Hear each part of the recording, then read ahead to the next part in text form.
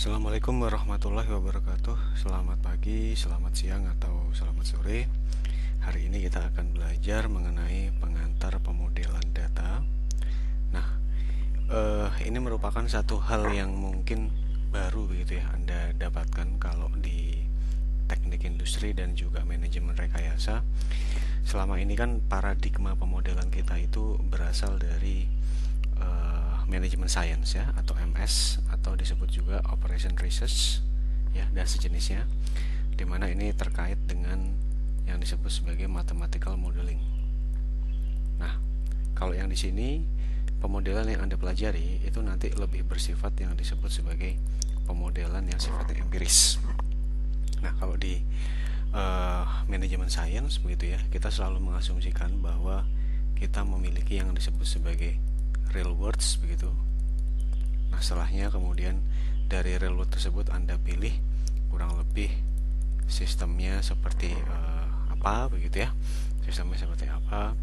Yang berikutnya di sini setelah Anda memilih sistemnya, kemudian Anda akan memilih model gitu ya. Nah, baru kemudian mengembangkan parameter-parameter dan seterusnya sehingga model ini Anda cocokkan lagi apakah cocok atau tidak dengan real words, yang itu mana disebut sebagai proses validasi, sehingga dari sini biasanya Anda mendapatkan yang disebut sebagai solusi optimal ya.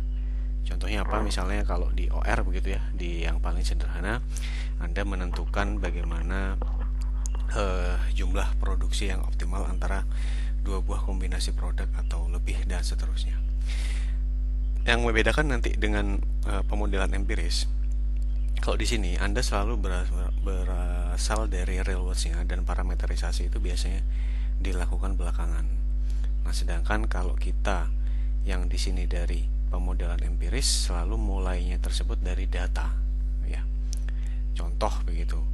Kalau saya berbicara operasi gudang ya. Misalnya WH itu adalah warehouse atau gudang.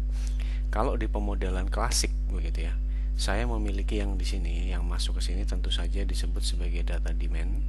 Data demand itu akan dilakukan apa? Forecasting ya. Nah, sedangkan kalau yang di sini, kalau yang di forecastnya tersebut kemudian Anda pakai untuk menentukan apa? Misalnya kalau di gudang, kemudian nanti Anda memiliki slotnya tersebut. Misalnya ini rak di bagian pertama, ini rak di bagian kedua dan seterusnya. Alokasi yang masuk itu seperti apa? Ya. Kurang lebih seperti itu. Nah, sedangkan kalau yang ini tidak begitu ya. Kalau yang ini adalah Anda tidak melakukan forecasting dari awal. Biasanya kalau yang di sini kan forecastingnya dilakukan untuk jangka yang sangat panjang, misalnya 1 tahun begitu ya. Nah, sedangkan kalau yang di sini Anda lebih melihat begitu pola data secara real time-nya seperti apa. Nah, kemudian keputusan-keputusan yang di sini berubah secara real time ya. Nah, kalau kita masuk ke definisinya, pemodelan empiris itu adalah proses penggambaran sistem real dalam sebuah gambaran yang sederhana atau model di mana hubungan antara komponen-komponen model dinyatakan dalam parameter. Tadi saya sampaikan kata kuncinya adalah kita mendasarkan ini terhadap data empiris ya. Jadi tetap sama sebetulnya. Kalau berangkatnya begitu ya. Kalau berangkat tersebut dari sistem realnya begitu, tapi berangkatnya di sini selalu dari datanya. Dan kalau kita berbicara dalam konsep big data, maka tentu data yang banyak itu seperti apa ya. Artinya apa begitu? Kalau misalnya contoh begitu ya, di mix product ya, kalau kita lihat di mix product itu kita selalu berangkat begitu ya, atau kalau bisa bicara dalam inventory ya. Inventory di sini orang sudah punya dugaan a priori atau dugaan sebelumnya bahwa dia dibentuk dari 3 buah komponen. Komponen yang pertama di situ adalah Anda punya yang disebut sebagai apa tuh namanya? Biaya pesan begitu ya. Kemudian komponen yang kedua adalah biaya simpan, dan komponen ketiga yang dapat Anda abaikan sebetulnya adalah biaya pembelian ya. Nah, di sini ini kita berangkat dari 3 komponen ini begitu, dan ini sudah ditentukan melihat dari sistemnya ya, tanpa kita tahu dulu begitu ya, kurang lebih adalah realitanya seperti apa begitu. Jangan-jangan begitu biaya pesan itu sudah tidak relevan dengan kalau yang di modelnya tersebut tentu kita tuliskan sama dengan demand-nya ya, dibagi dengan ukuran pemesanan dikalikan biaya per sekali pesan ya. Dalam kenyataan ini tidak terjadi. Dalam kenyataan adalah biaya pesan tersebut Anda berasal dari sewa mobil begitu ya, sewa truk dan lain sebagainya. Nah, itulah yang disebut sebagai empirisme. Realitanya seperti apa begitu ya, datanya dulu seperti apa. Sehingga di sini kalau kita kembali, kata kuncinya di sini adalah bagaimana kemudian parameternya tersebut bisa Anda dasarkan pada data yang empiris. Nah, selanjutnya di sini kita memiliki beberapa langkah umum gitu ya. Anda bisa melihat dari bukunya Peter Liefflang begitu ya, dan seterusnya di sini yang disebut sebagai modeling markets. Nah, di situ kalau kita lihat yang pertama di sini adalah ya sebetulnya secara garis besar ya bisa cukup mirip begitu ya dengan modeling yang tadi saya sampaikan berasal dari mazhabnya manajemen science atau OR. Di sini disampaikan bahwa yang pertama adalah Anda harus melakukan yang disebut sebagai opportunity identification ya. Kira-kira melihat begitu ya masalahnya seperti apa, tujuan dari modelnya bagaimana, scoping begitu. Ini kurang lebih ya narrow system of interest kalau kita berbicara di manajemen science. Ketersediaan data ya, ini selalu begitu. Nah, Anda lihat ini satu hal begitu ya, data availability-nya seperti apa. Nah, kalau di pendekatan MS atau OR biasanya proses parametrisasi ini kita lakukan belakangan gitu. Dan pada saat datanya tidak ada, apa yang terjadi? Anda boleh menggunakan yang disebut sebagai asumsi. Itu normal kalau di pendekatan MR atau MS atau OR.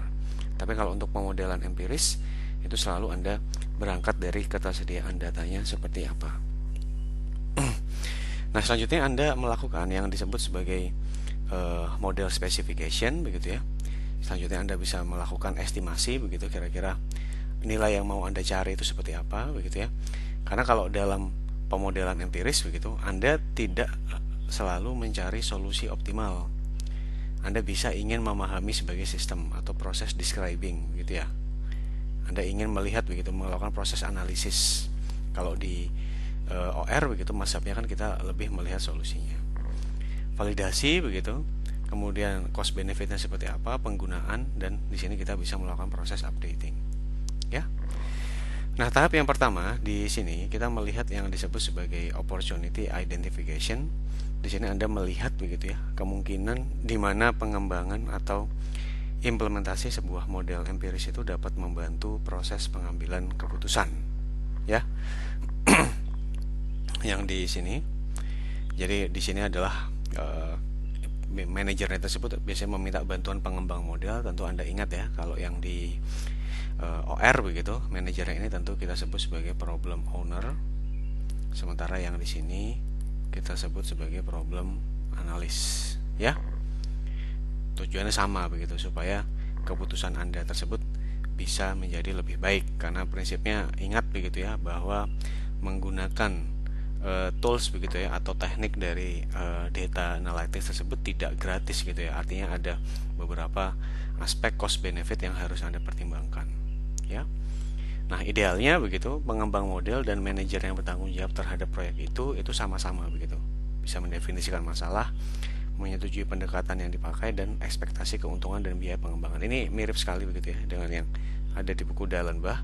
Kata kuncinya adalah Anda bisa bekerja bersama-sama. Itu sama begitu ya, misalnya Anda bertindak sebagai konsultan, problem owner begitu ya, atau pemilik pekerjaan yang baik itu bukan yang masih dana besar begitu kemudian meninggalkan bebas begitu ke konsultan, ya tidak ya.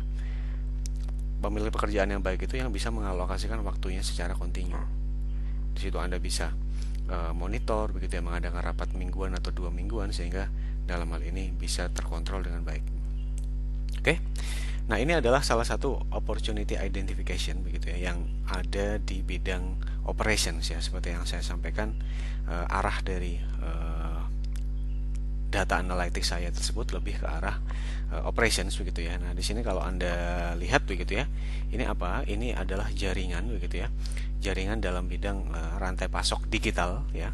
dalam bidang rantai pasok digital tersebut selalu begitu ya, kalau definisinya rantai pasok bagaimana Anda bisa mengirimkan barang begitu ya ke customer dari supplier-supplier yang ada.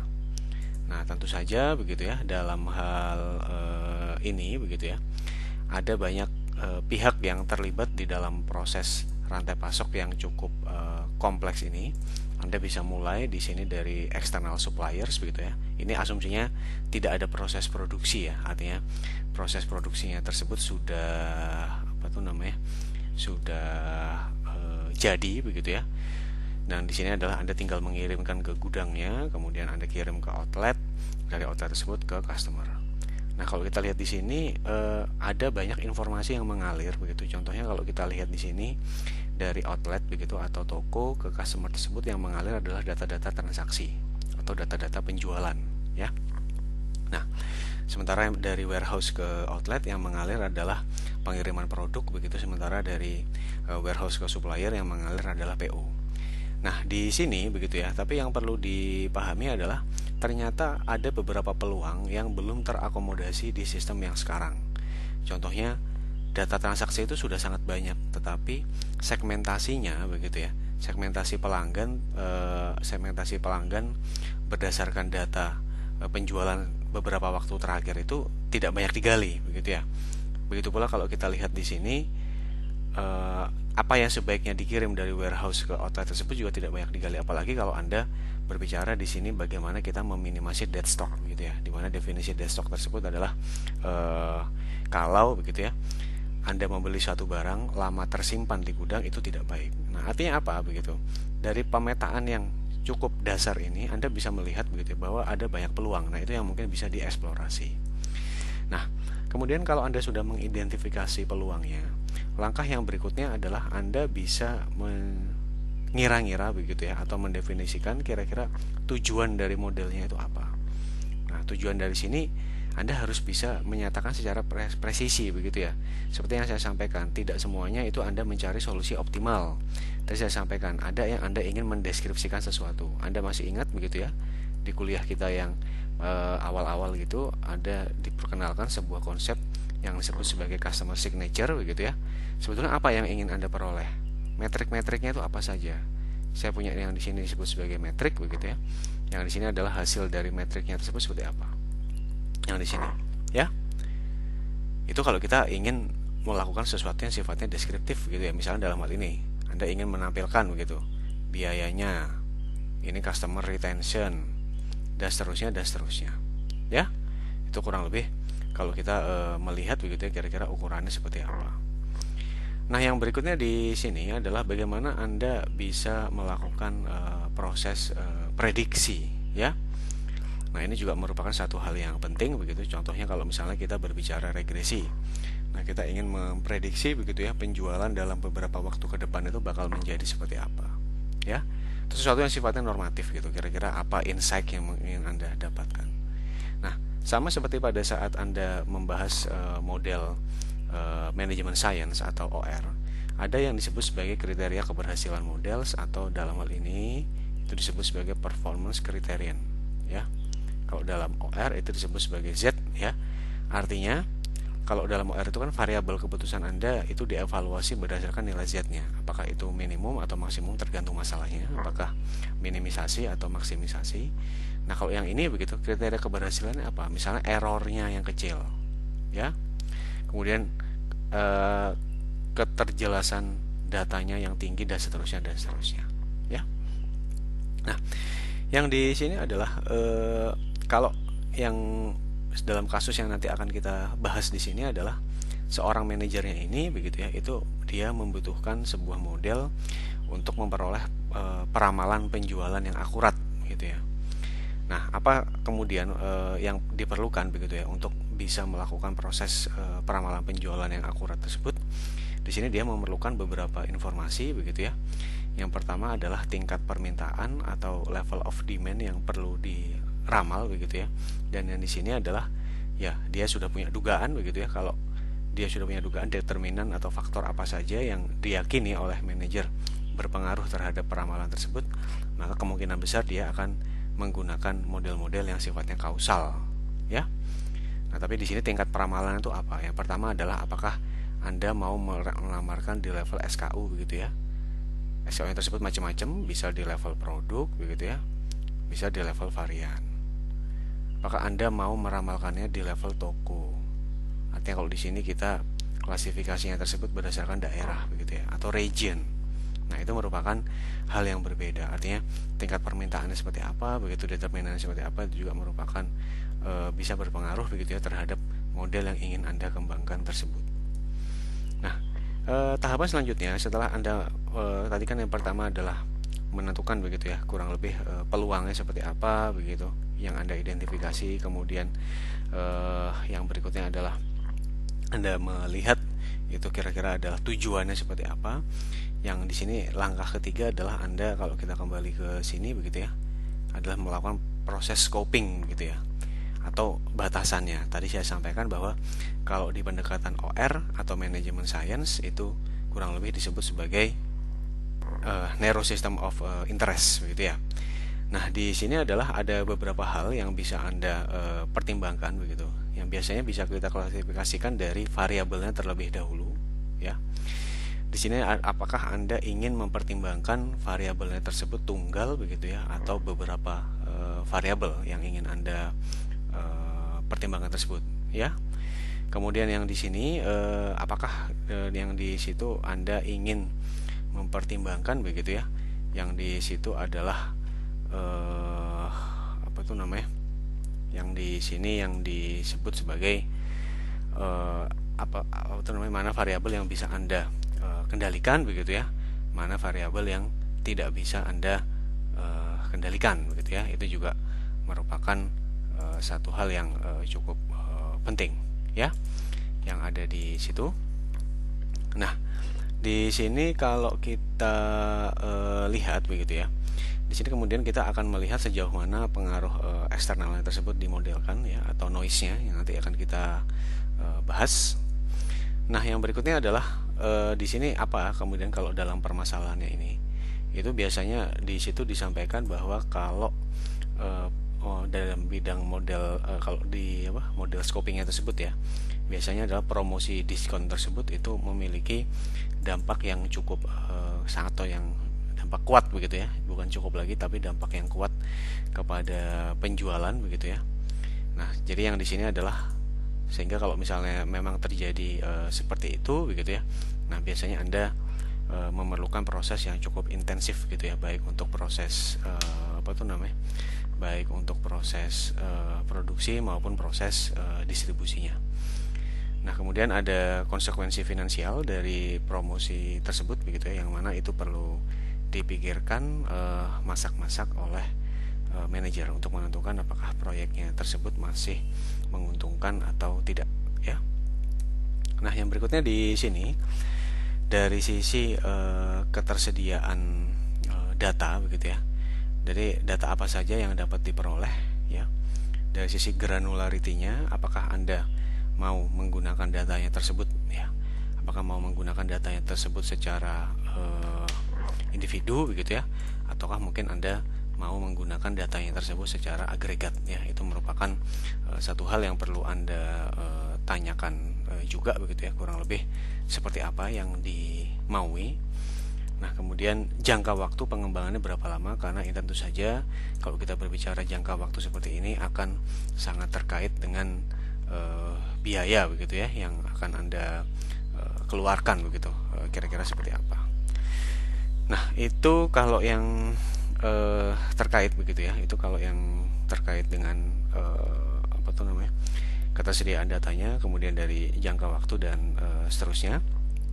Nah, kemudian kalau kita lihat di sini ini kita melihat begitu ya, kira-kira di sini apa saja sebetulnya yang peluang dan tantangannya dari big data itu seperti ini begitu ya. Kan orang berbicara banyak begitu ya tentang konsep-konsep big data ini dan seterusnya. Di sini mungkin bisa kita perlihatkan begitu ya, bahwa ada 3 V begitu ya. Yang di sini adalah, yang pertama adalah volume, yang kedua adalah varietas begitu, dan yang ketiga adalah velocity begitu ya, atau di sini adalah kecepatan. Nah, kalau kita berbicara yang pertama, volumenya di sini adalah basis data tradisional itu tidak memadai lagi begitu ya. Nah, misalnya kalau misalnya ada satu perusahaan begitu ya dengan skala yang masih menengah, itu saja mungkin dalam satu time frame begitu ya, Anda harus mengalokasikan itu ada ratusan begitu ya, atau puluhan ribu SKU, yang mana itu tentu sangat-sangat melelahkan begitu ya dalam satu bulan tersebut kalau misalnya Anda menggunakan tools yang tradisional, misalnya katakanlah menggunakan Microsoft Excel ya. Yang berikutnya di sini adalah tadi saya sampaikan begitu ya, kan kalau kita berbicara di sini adalah dari sisi apa tuh namanya, data empiris begitu ya. Yang di sini adalah kita berbicaranya tersebut selalu berbicara dari ketersediaan datanya begitu ya.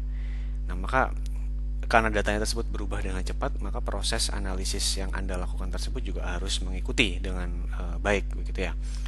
Nah, sehingga yang di sini kemudian ya, ini kemudian yang aspek yang ketiga adalah dari sisi varietasnya itu pun sangat-sangat banyak begitu ya.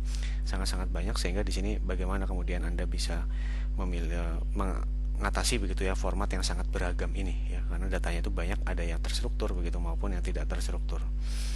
Nah, yang berikutnya yang di sini begitu ya. Kalau kita lihat kemudian ada beberapa value begitu yang bisa diciptakan oleh big data tersebut gitu.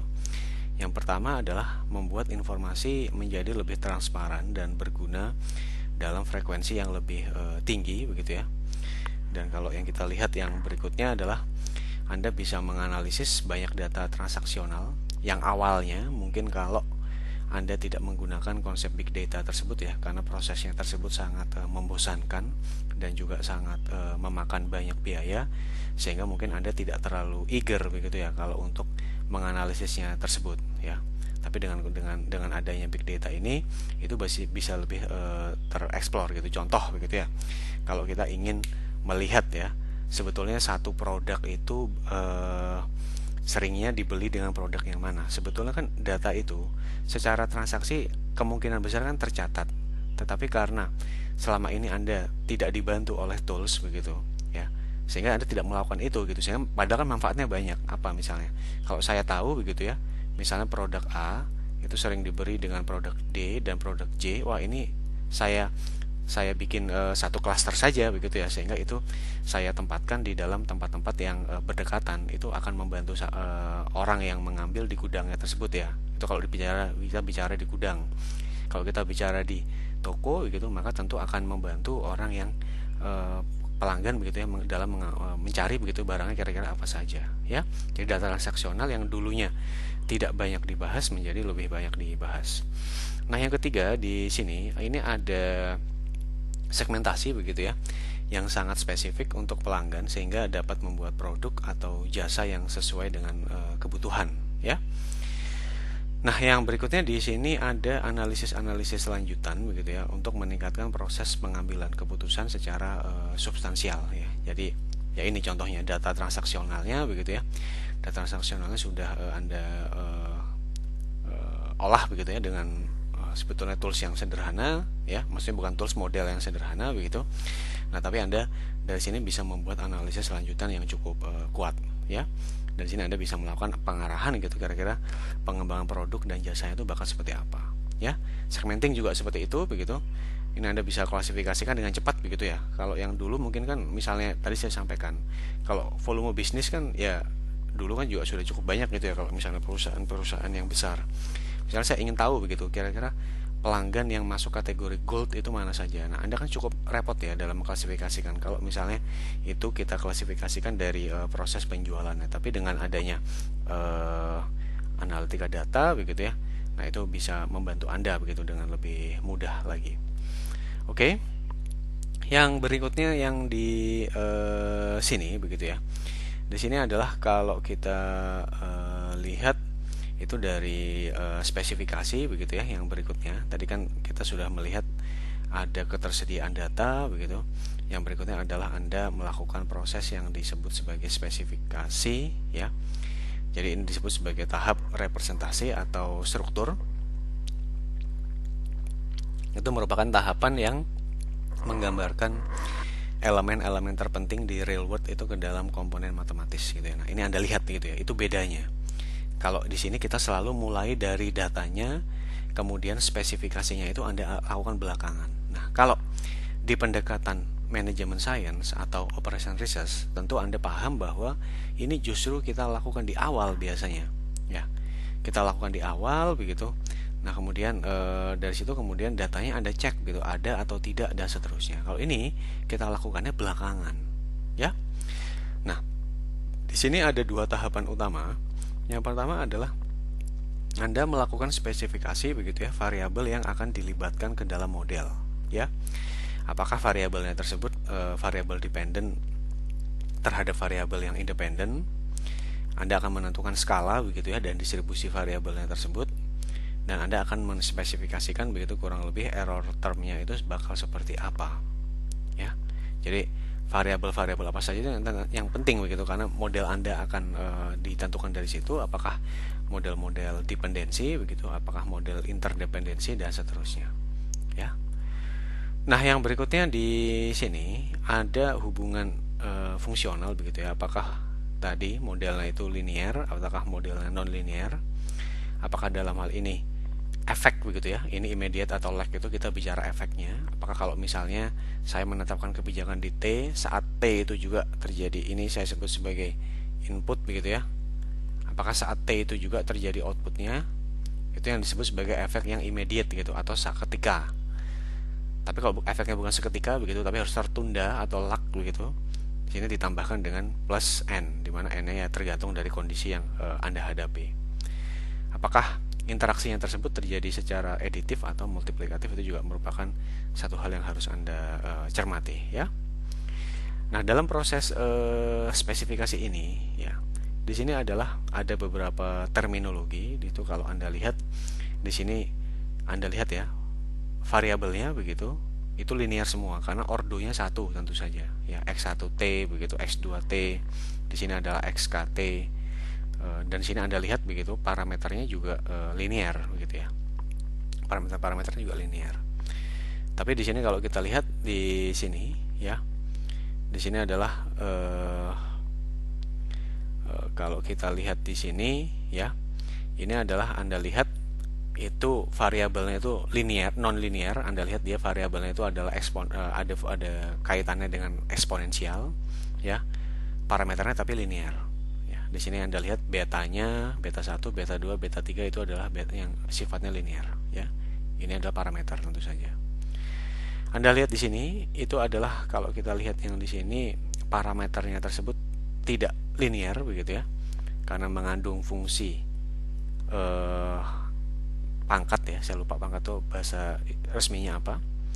Nah, kalau kita lihat yang di sini, tapi itu dapat dilakukan proses linearisasi, ya. Nah, kemudian yang di sini ini ada parameter yang tidak linear begitu ya, tapi di sini sulit begitu untuk dilakukan proses linearisasi. Nah, jadi dengan proses spesifikasi ini Anda bisa mengidentifikasi begitu ya, kurang lebih seperti apa begitu model-model yang hendak Anda pakai tersebut. Nah, sebentar ya. Oke. Yang selanjutnya di sini tahap yang setelah Anda melakukan spesifikasi tadi yang saya sudah sampaikan begitu ya.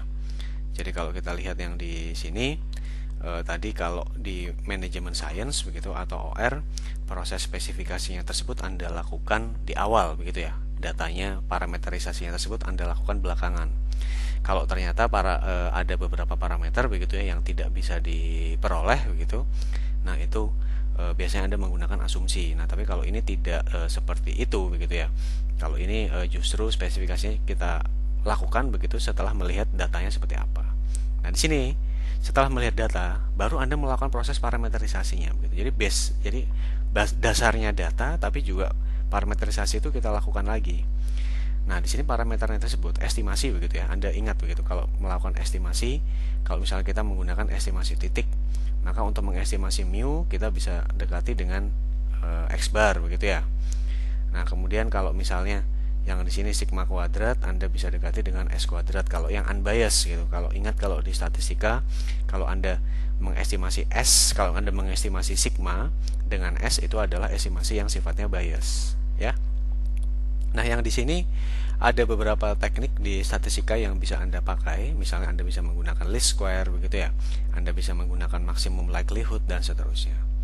Di mana pemilihan tekniknya tersebut sangat tergantung begitu ya dari data yang ada itu apa saja, variabelnya apakah laten atau variabelnya tersebut dapat diukur begitu ya.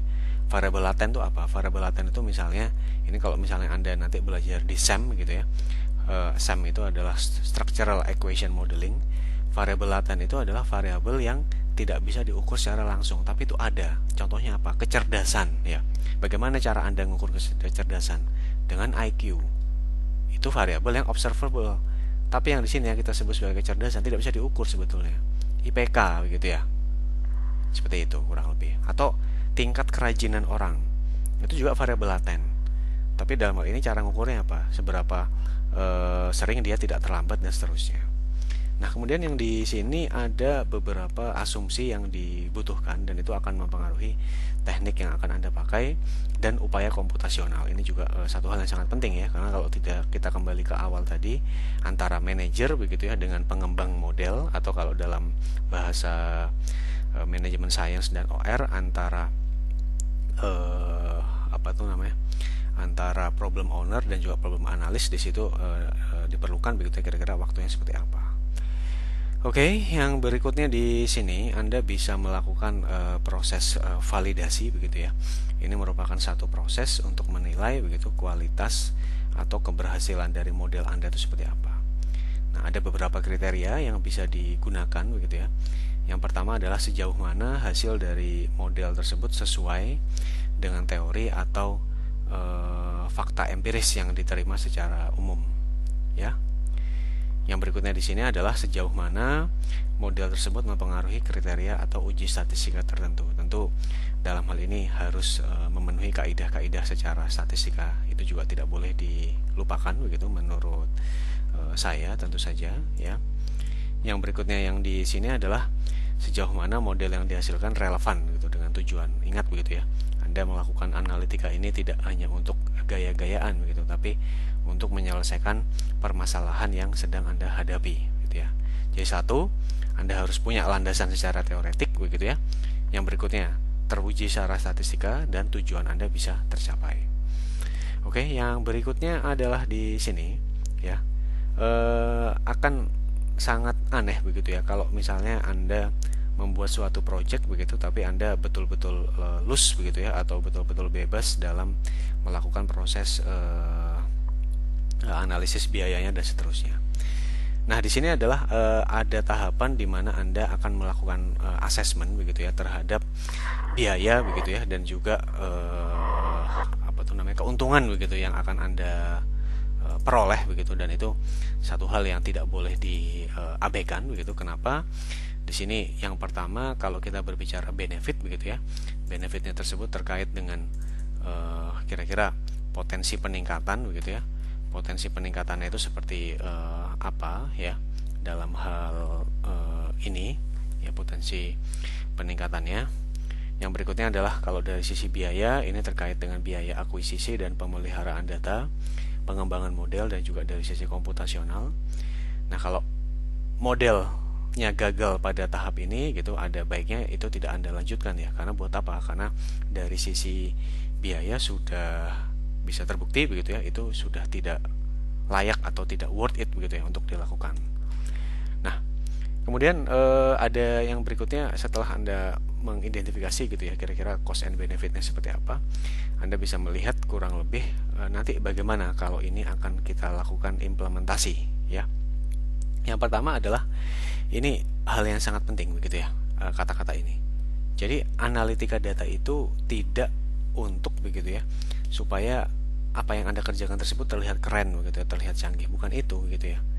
Justru begitu ya, di sini adalah bagaimana begitu ya kalau dalam hal ini output modelnya tersebut harus bisa Anda pahami begitu ya dengan mudah ya. Justru itu, kalau misalnya ini akan mempersulit masalah, saya rasa dampaknya tidak signifikan ya. Nah, sehingga pengambil keputusan dalam hal ini, kalau dalam ini berarti tentu saja adalah problem owner, atau kalau tadi berarti adalah manager begitu ya, harus bisa mengambil keputusan dengan cepat. Nah, selama proses implementasi modelan tersebut, kesulitan dan kekurangan modelan tersebut harus Anda catat begitu ya, dan Anda berikan masukan pada tahap pembaharuan. Maka Anda memiliki pencatatan atau histori yang bagus begitu ya, itu juga menjadi satu hal yang cukup penting ya. Nah, di sini tentu saja ini merupakan satu proses yang berulang begitu ya, atau proses yang sifatnya iteratif. Di sini dalam proses updating ini Anda akan melakukan modifikasi begitu ya, ataupun pengembangan model. Di sini adalah modifikasinya tersebut itu bisa berupa proses updating parameter model atau perbaikan spesifikasinya, itu tergantung dari tujuan Anda ya. Di sini Anda dapat juga melakukan penambahan variabel baru, atau Anda bisa merelaksasi asumsi model begitu ya, dan seterusnya. Di sini bisa kita lakukan prosesnya itu di sini. Nah, kemudian setelah Anda diperkenalkan begitu ya, kira-kira prosesnya itu apa saja. Di sini kita akan masuk begitu ke dalam satu contoh, di mana contohnya tersebut berasal dari Verhouten begitu ya. Kalau dari Verhouten di sini itu merupakan satu pabrik coklat yang ada di Belanda, yang mana perusahaan tersebut itu dibangun tahun sekian 1889 oleh Cornelis Verhouten di Haarlem gitu ya, di Belanda. Nah, sejak saat itu begitu ya, perusahaan tersebut berkembang sangat pesat begitu ya. Nah, di tahun 1899 itu ada dua itu 1889 saya lupa, ini 8 rasanya ya. Itu ada di bukunya Peter Levlang itu. Dan dan sekarang itu sudah memiliki 125 pegawai begitu ya. Dan di sini kalau kita lihat ini mungkin lebih ya, mestinya, masa pegawainya cuma segini. Nah, kemudian kalau kita lihat di sini turnovernya begitu ya, atau perputaran uang yang ada di Verhouten tersebut itu sekian gulden begitu ya. Nah, kemudian yang di sini sudah ada 100 juta euro. Artinya ini kalau dari sisi skala begitu ya, tentu ini merupakan perusahaan yang perusahaan sangat besar ya.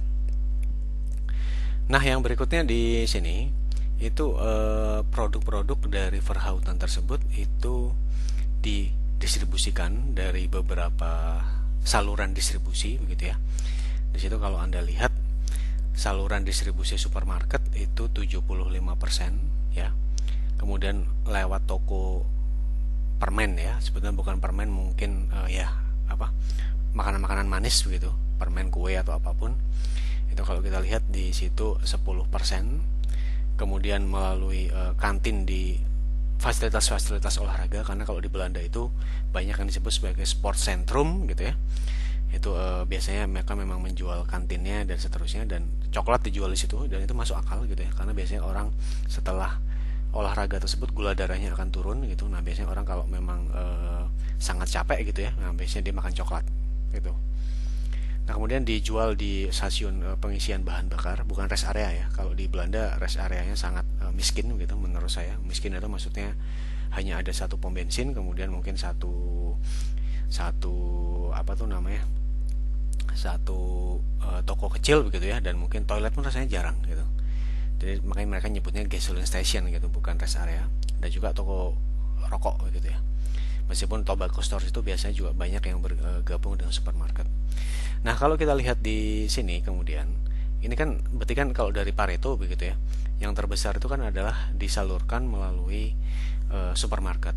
Dan kalau kita bicara supermarket di Belanda, yang terbesar dari sisi market share begitu ya, itu adalah Albert Heijn ya.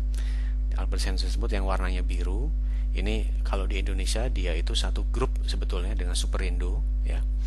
Dan berikutnya yang warnanya kuning itu Anda bisa cek ya di Google, Albert Heijn bentuknya seperti apa. Jumbo itu kemudian yang warnanya kuning, itu juga yang bisa dibilang dua supermarket yang terbesar.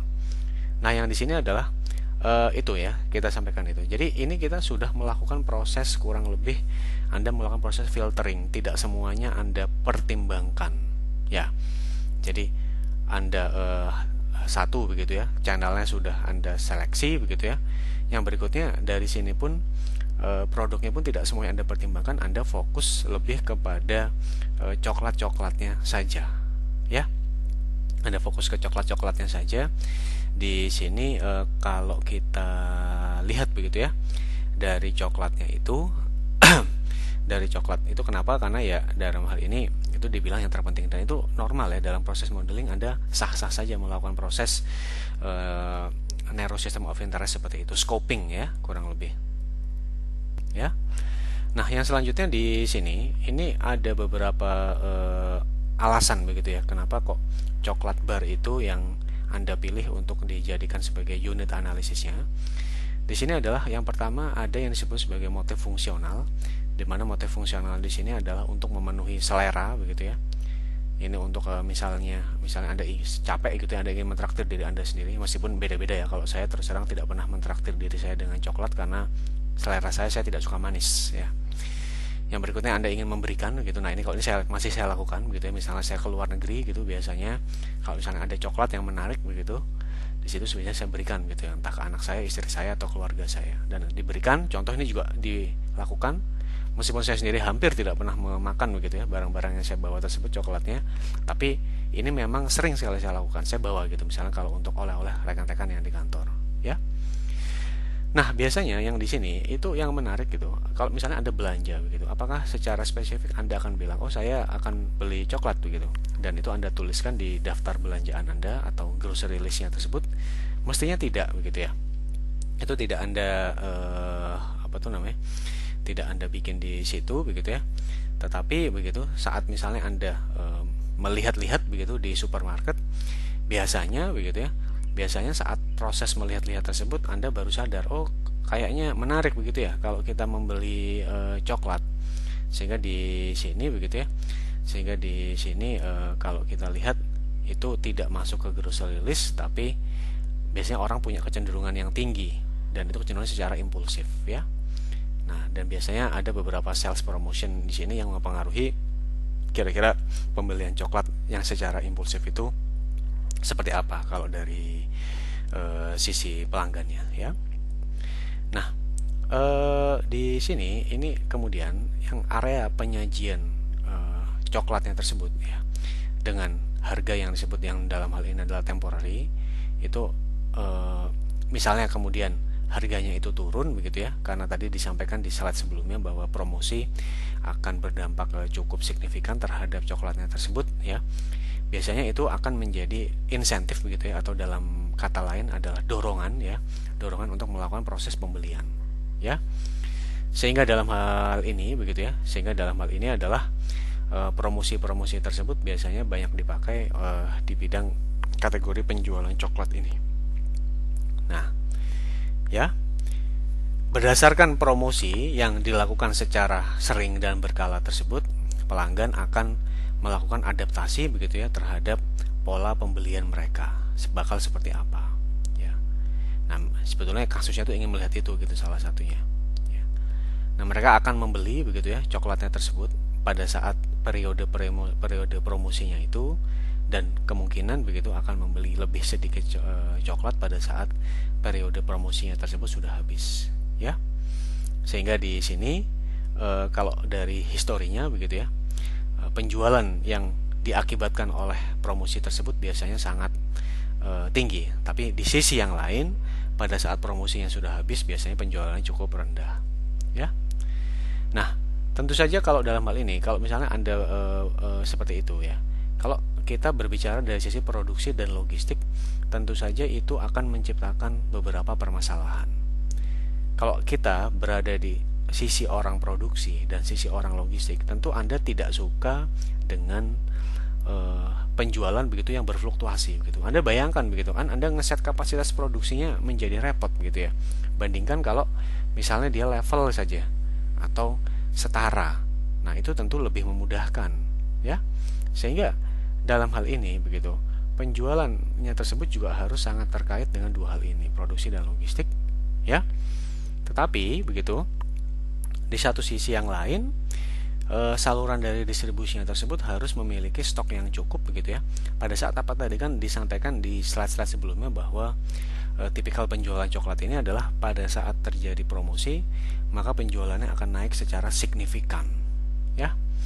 Nah, sehingga tentu saja Anda harus memiliki stok yang memadai, kalau tidak Anda akan kerepotan sendiri. Sementara begitu ya, kalau kita berbicara di inventory, tentu memiliki inventory yang tinggi itu juga tidak diinginkan begitu, karena Anda ingat bahwa ya inventory memang diperlukan begitu ya untuk mengantisipasi gitu kalau misalnya ada pembelian yang tidak terduga. Tetapi Anda harus ingat bahwa menyimpan inventory itu sama dengan menyimpan modal. Maka dalam hal ini inventory tersebut adalah modal yang tertahan dan itu juga tidak baik ya tentu saja.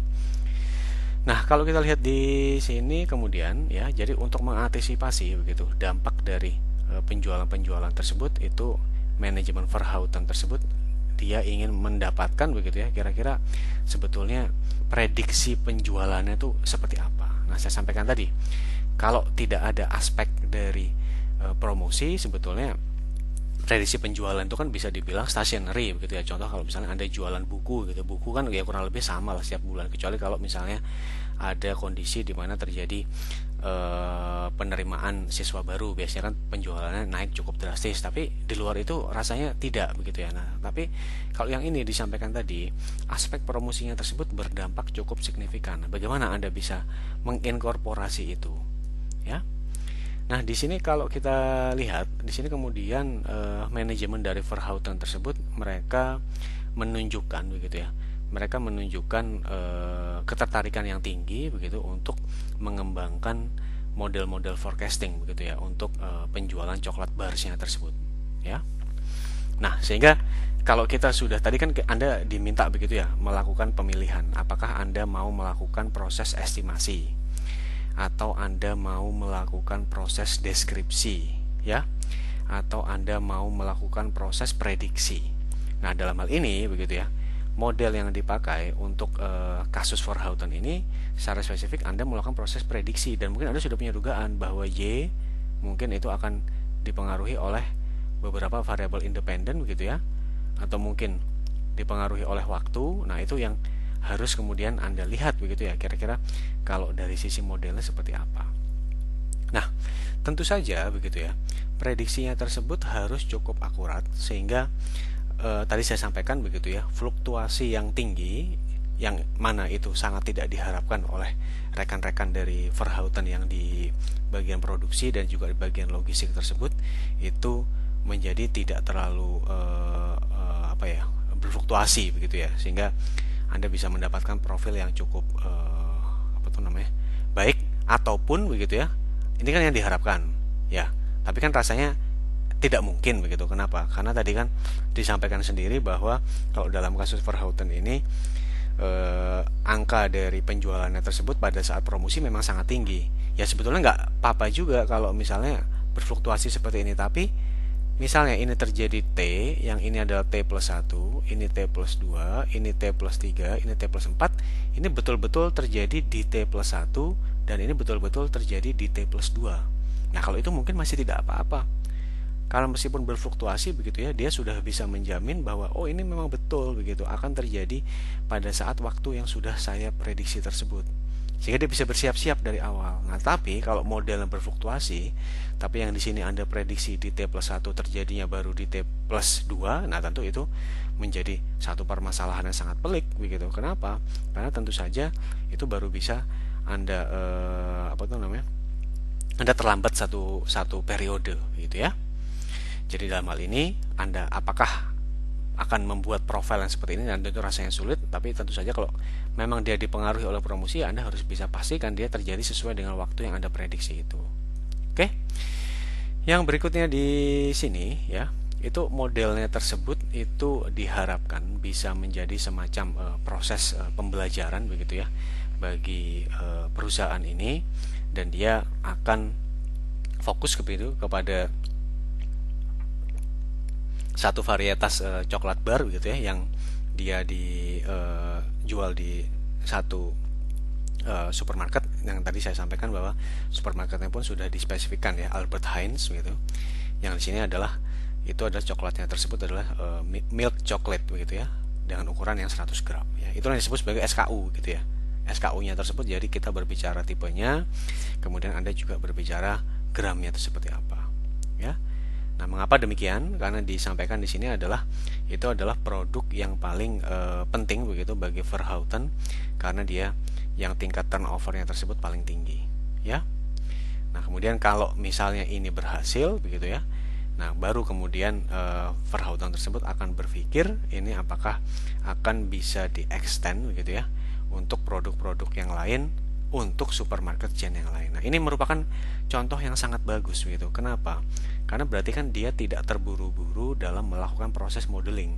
Anda coba dulu begitu ya di satu channel, Anda coba dulu di satu coklat begitu ya, yang paling banyak terjual, dan disampaikan kalau itu berhasil, Anda akan mereplikasi apa? Di chain yang lain, yang pertama ya. Yang kedua adalah Anda akan mereplikasi di produk yang lain. Ini jadi yang kedua ya, ini yang ke pertama, atau dibalik juga tidak apa-apa ya. Nah, tapi kalau dilihat di sini sebelum manajemennya tersebut bersedia untuk menjalankan proses ini ya, Anda harus membuat beberapa test case begitu ya, sehingga bisa dilihat kira-kira model forecastingnya itu seperti apa ya. Nah, di sini disampaikan bahwa untuk test case-nya tersebut ini adalah ada direktur pemasaran dari Verhouten tersebut yang namanya adalah Barbara Verhouten ya. Oke.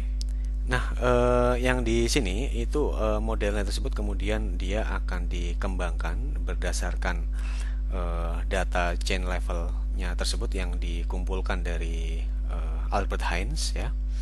Nah, di sini adalah chain level itu berarti adalah semua variabel yang mana dia adalah teragregasi begitu ya, teragregasi di tingkat chain levelnya tersebut, dan dia tidak berada di supermarket level gitu. Artinya apa gitu? Artinya ya kalau misalnya Anda punya beberapa supermarket gitu ya, kalau bicara di supply chain, nah ini sudah di level atasnya, sudah diagregasikan ke atas, itu yang disebut sebagai chain level ya. Nah, di sini kalau kita lihat scanner datanya tersebut adalah data yang akan Anda peroleh pada saat Anda melakukan proses scanning. Ya, pada saat Anda scan begitu keluar. Nah, di situ Anda lihat di situ ada bisa Anda check out dan seterusnya. Ya. Nah, di sini kemudian tadi kan saya sampaikan bahwa ini kita berbicaranya itu adalah milk chocolate begitu ya.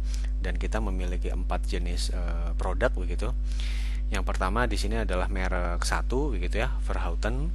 Kemudian yang berikutnya yang di sini adalah Droste begitu. Ini untuk membandingkan ya, nanti merek 2, kemudian Baroni dan Delicata ya.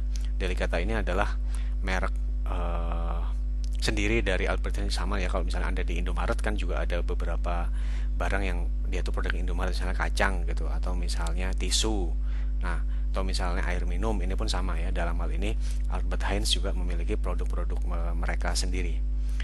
Nah, kemudian Anda mengumpulkan data selama kurang lebih 68 minggu ya. Dan setiap barisnya tersebut adalah hasil pengumpulan datanya. Oke. Nah, di sini kemudian jadi setiap barisnya tersebut adalah setiap minggunya. Nah, di sini kemudian jadi kalau saya tampilkan begitu ya. Ini kan kita berbicara ini adalah week 1, 2 tadi kan sampai dengan 68 ya. Apa saja begitu kemudian yang ada di kolomnya. Yang pertama di sini adalah salesnya, adalah dari sisi penjualan ya. Dari sisi penjualan itu adalah kita berbicara dalam satuannya tersebut adalah ratusan kilo ya. Jadi itu adalah berapa banyak begitu produk Verhouten yang terjual ya. Yang berikutnya kita berbicara tadi, ingat ya, ada 4 produk, P1, P2, P3 dan P4. Nah, ini pun jadi artinya penjualannya untuk produk gitu. Nah, kemudian harga untuk setiap produknya itu seperti apa ya. Yaitu adalah 2 data yang terpenting. Nah, yang di sini adalah kalau kita lihat di sini kemudian ada variabel yang disebut dia itu adalah untuk fitur saja ya. Itu untuk fitur saja. Di sini adalah distribusinya tersebut. Di situ kalau kita lihat dia artinya adalah itu data yang di luar perhatian ya, di luar perhatian dari brandnya tersebut ya.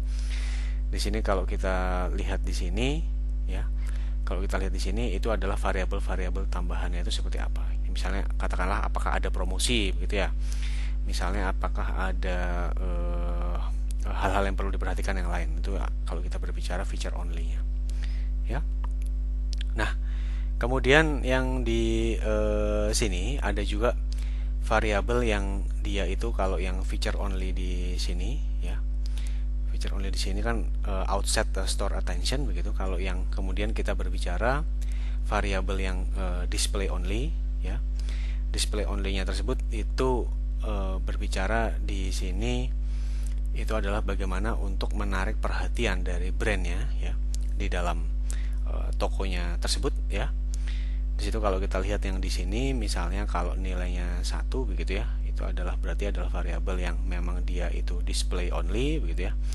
Sementara kalau yang 0 berarti adalah variabel-variabel yang lain ya. Dan ini juga variabelnya tersebut disampaikan dia ada begitu untuk keempat mereknya tersebut. Nah, kemudian di sini ada variabel yang merupakan kombinasi antara feature dan display ya. Ini merupakan variabel terbobot ya, yang mana di sana kalau 1 itu adalah antara feature dan juga display begitu ya.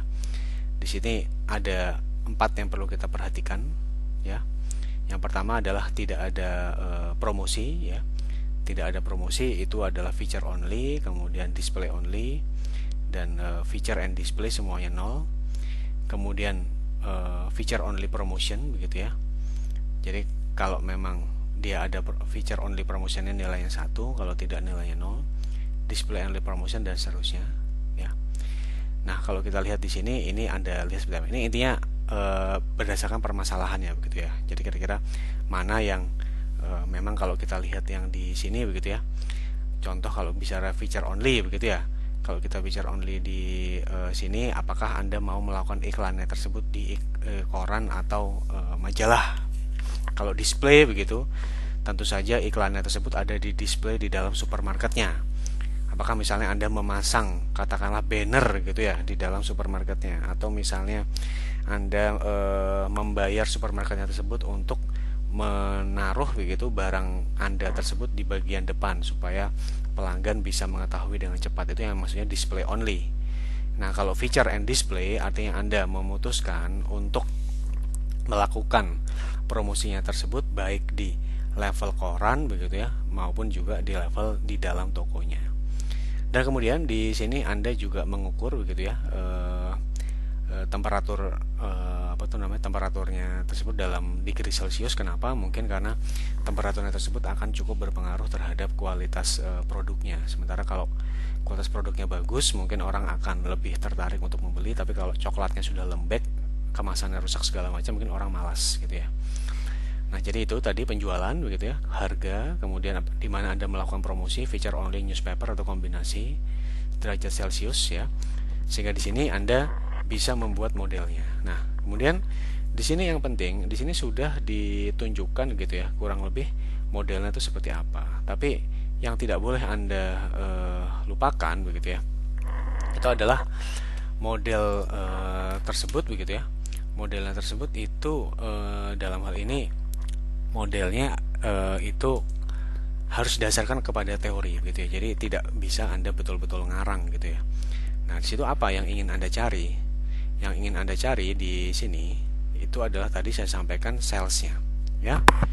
Di situ kita lihat bahwa salesnya dipengaruhi oleh beberapa variabel begitu ya.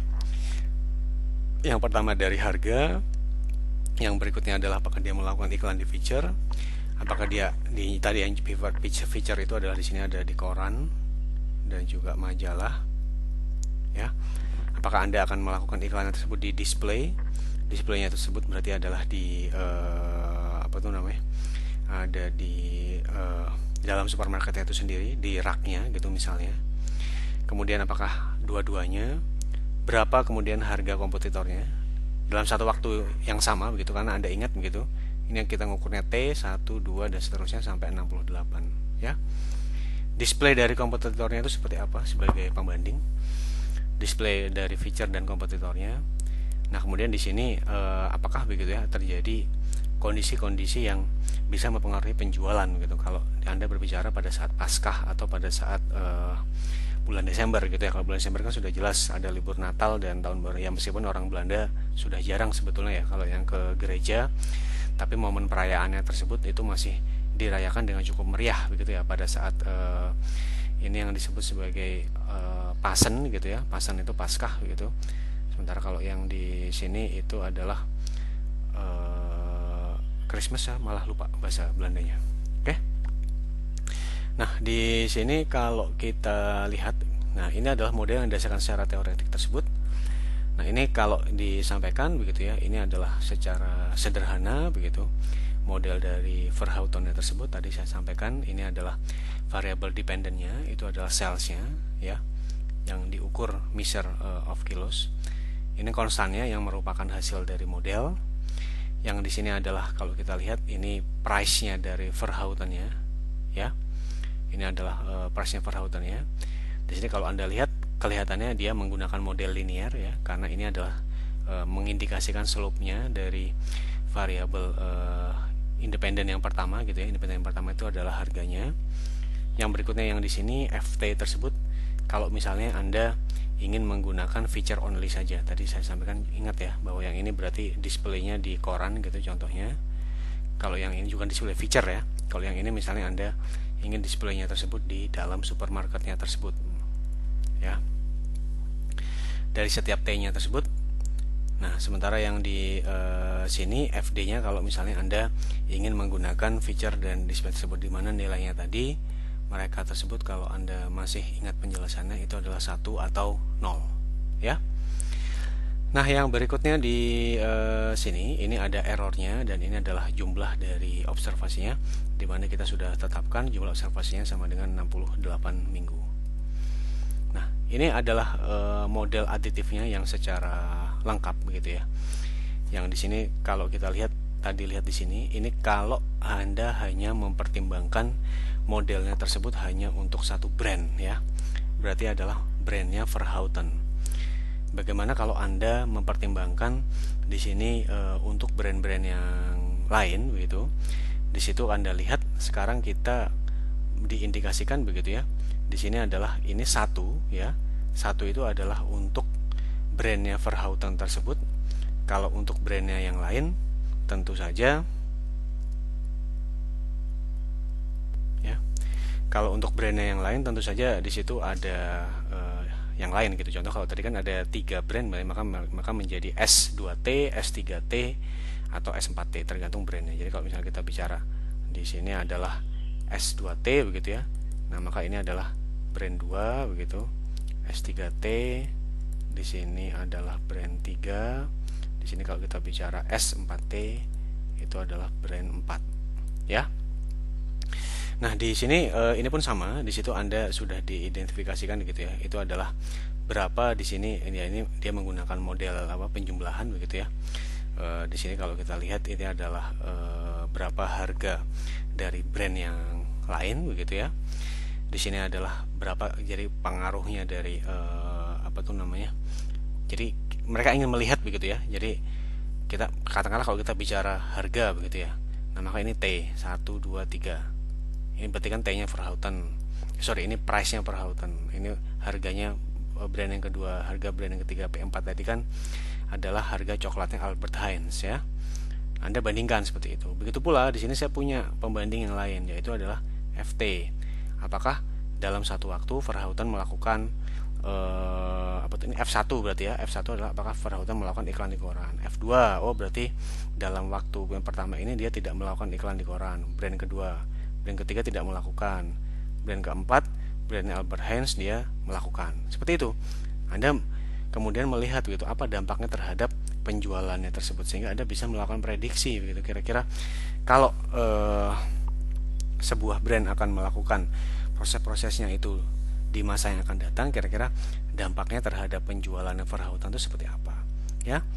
Dan di sini kita lihat ya, ini kan sama dengan yang tadi ya. Ini feature only, D itu adalah display yang di supermarket. Yang di sini adalah feature dan display, berarti di koran maupun di supermarket sama-sama dilakukan. Temperatur di sini adalah itu kalau kita lihat adalah suhu yang ada di dalam ruangan tersebut, ya. Di sini adalah diberikan perhatian khusus begitu, apakah itu adalah bulan Desember ataukah itu adalah Paskah ya. Kalau Paskah tidak bisa dipastikan seperti apa karena bergeser gitu tiap tahun tanggalnya dan ada errornya. Oke.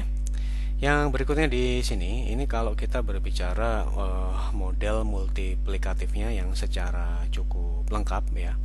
Kalau Anda lihat di sini, kita punya itu adalah S1T ya. Jadi ini adalah untuk salesnya Verhouten ya. Anda masih ingat tadi bahwa saya sampaikan kalau yang J-nya itu indeksnya 1, itu adalah Verhouten brand 1 di Albert Heijn ya. Kemudian ini harga untuk brand yang di sini. Yang di sini kalau misalnya Anda menggunakan feature only, D itu adalah itu only, dan di sini modelnya sudah tidak linear lagi ya. Nah, bagaimana kemudian kita bisa membuat modelnya tersebut supaya bisa kita olah begitu ya, supaya bisa kita interpretasikan dengan baik. Nah, ini ada juga Anda lihat begitu ya. Di sini variabel-variabel tersebut sudah menjadi variabel-variabel yang tidak linear begitu ya. Di sini kalau di sini juga variabel yang tidak linear, dan di sini kalau kita lihat ada parameter yang dia itu masih linear, yaitu price-nya ya. Tapi sebagian besar di sini sendiri kita sudah bisa bilang bahwa model yang digunakan di sini merupakan model yang sifatnya non linear. Nah, di sini Anda lihat heterogenitasnya. Jadi bagaimana kemudian Anda melihat begitu ya kira-kira hubungan antara harga dengan penjualannya tersebut ya, antara harga dengan penjualan tersebut. Artinya kalau kita lihat ya, kalau kita lihat misalnya di sini harganya semakin murah begitu, di situ kan bisa ditarik kesimpulan begitu ya bahwa di sini adalah diindikasikan kalau memang harganya murah, dia penjualannya cenderung lebih meningkat gitu ya. Artinya memang betul begitu ya bahwa aspek dari promosi itu berperan cukup penting di dalam penjualan coklat ini. Dan kalau misalnya di sini harganya mahal begitu, penjualannya juga menjadi yang paling rendah kalau secara historis ya. Nah, berdasarkan data historis tersebut, kemudian Anda membuat modelnya ya. Dari modelnya itu di situ bisa diperlihatkan bahwa proses dari hubungan yang tadi di mana harga itu berbanding terbalik dengan penjualan itu cukup bisa diikuti oleh modelnya tadi ya. Nah, kemudian yang di sini bagaimana kalau misalnya kemudian Anda sudah menggunakan yang ini unit by unit model begitu ya. Artinya kalau misalnya mungkin Anda menggunakan yang tersebut itu adalah per produk begitu ya. Nah, sekarang bagaimana kalau misalnya Anda itu sudah di pool begitu ya. Ini di luar kelas kita, sebagai pengetahuan buat Anda saja. Ini ada satu teknik yang disebut sebagai pool model. Nah, kalau dengan menggunakan pool model di sini, Anda bisa lihat bahwa sudah cukup baik ya prosesnya tersebut. Ini kesimpulan yang kita dapatkan dari sini cukup sama dengan yang apa yang dijelaskan di slide yang sebelumnya tadi, di mana kalau harganya tersebut naik gitu, salesnya turun. Sebaliknya kalau harganya turun, salesnya cenderung naik. Dan ini tadi harga yang naik atau turun tersebut itu kelihatannya ya, kalau dari cerita tadi kasus di Verhouten ini kelihatannya sangat terkait erat dengan aspek promosinya yang dilakukan di perusahaannya itu ya. Kemudian yang terakhir di sini ya, di sini kalau kita lihat dari partially pool model di situ ya, kesimpulannya kurang lebih adalah sama ya. Nah, dari sini yang bisa kita simpulkan bersama-sama adalah Anda sudah diperkenalkan begitu ya konsep untuk mempelajari bagaimana proses pemodelan data secara empiris begitu ya. Dan kalau kita kembali lagi ke kalau kita kembali ke flowchart atau langkah yang sebaiknya Anda ingat-ingat terus begitu ya. Ingat selalu begitu bahwa ya beberapa hal itu cukup mirip begitu ya dengan proses pemodelan untuk manajemen science atau OR gitu. Nah, cuma ada beberapa hal yang berbeda dari sini. Yang pertama, kalau misalnya kita berbicara opportunity verification ya masih sama. Kemudian Anda bisa menetapkan begitu ya kira-kira tujuan dari model itu seperti apa. Ini juga sama, kalau dalam pemodelan Anda harus menetapkan.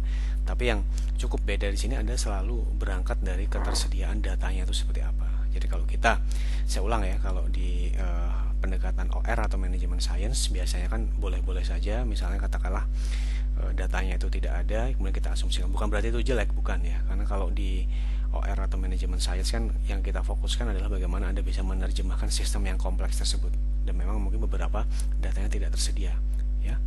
Kemudian bagaimana Anda bisa melakukan proses spesifikasi begitu ya, estimasi dan sebagainya. Cuma ingat begitu ya, bahwa Anda tidak mungkin begitu untuk membuat satu model yang langsung besar, sehingga dalam hal ini salah satu hal yang juga sangat penting dan tidak boleh Anda lupakan yang disebut sebagai proses scoping begitu ya, atau kira-kira proses pembatasan masalahnya itu bakal seperti apa. Itu sehingga Anda tidak mengeluarkan biaya yang terlalu tinggi ya, dan harus menjawab goalnya atau tujuan dari Anda tersebut. Oke, saya akhiri untuk kuliah minggu ke-9 ini. Assalamualaikum warahmatullahi wabarakatuh. Selamat pagi, selamat siang, atau selamat sore.